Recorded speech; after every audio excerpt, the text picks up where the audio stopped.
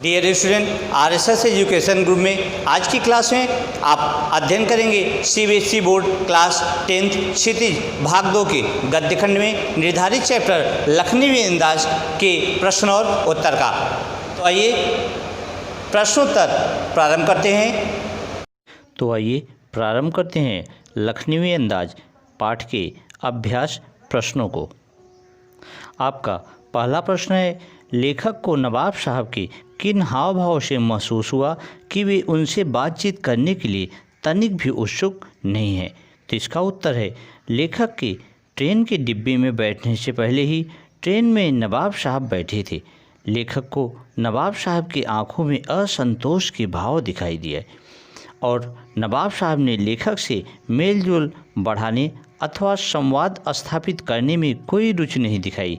इससे लेखक को लगा कि नवाब साहब उनसे बातचीत करने के लिए तनिक भी उत्सुक नहीं है।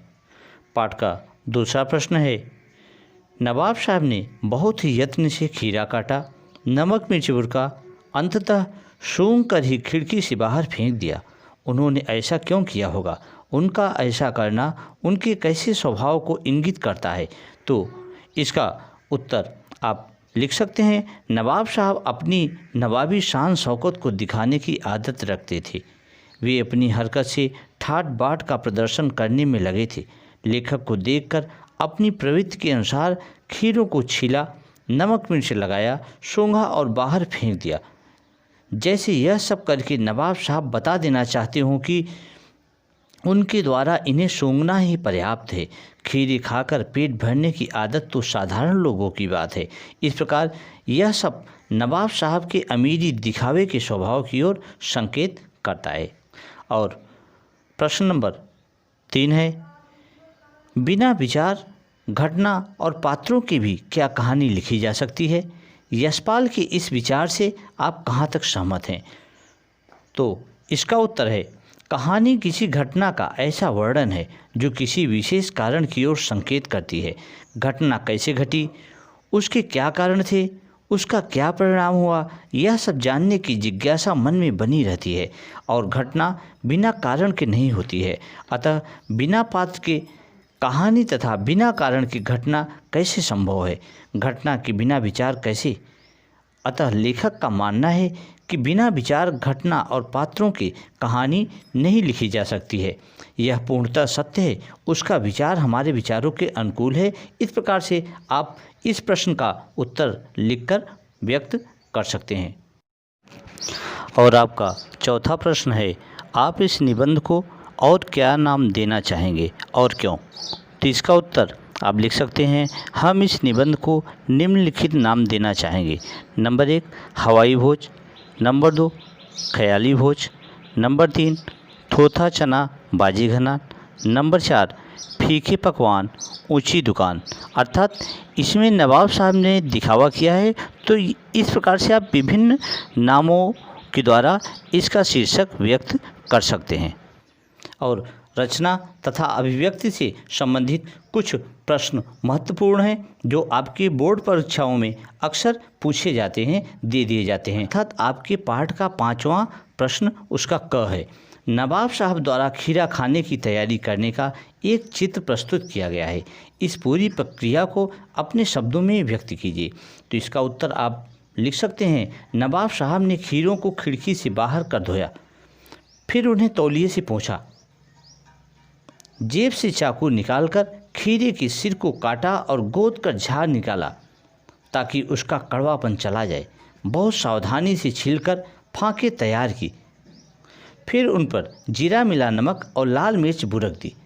ऐसा करते समय उनके हाव भाव से स्पष्ट था कि खीरे के स्वाद की कल्पना में ही उनके मुख में पानी आ रहा था। और प्रश्न नंबर 5 का ख है, किन किन चीज़ों का रसास्वादन करने के लिए आप किस प्रकार तैयारी करेंगे? तो इसका उत्तर आप लिख सकते हैं, खाने की तैयारी प्रायः अलग अलग प्रकार से की जाती है।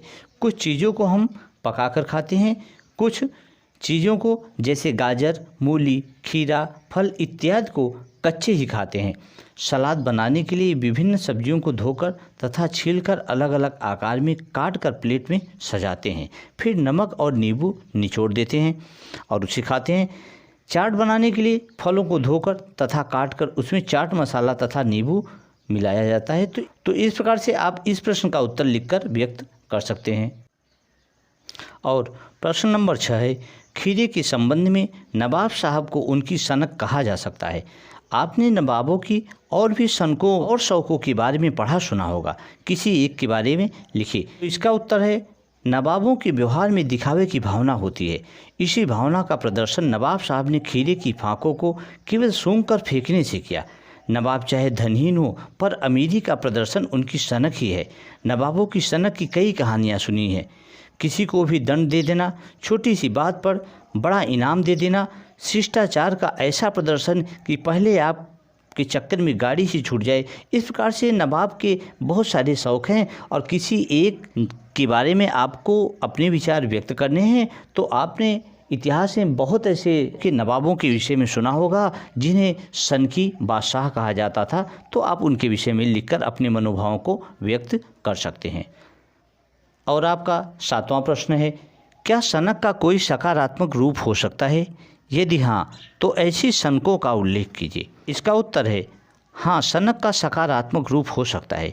जैसे कुछ लोगों को समय पर काम करने की सनक होती है, ऐसा न होने पर वे क्रोधित हो जाते हैं। इससे उनके साथ काम करने वालों में अनुशासन की भावना आती है। देश सेवा के लिए भी सनक हो सकती है। ऐसा व्यक्ति ही देश का नव निर्माण कर सकता है।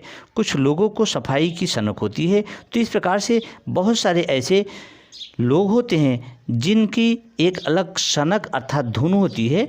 तो आप उनका लिखकर उल्लेख कर सकते हैं।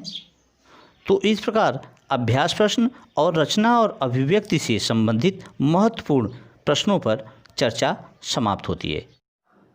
तो बच्चों, आशा है यह वीडियो आपको पसंद आई होगी।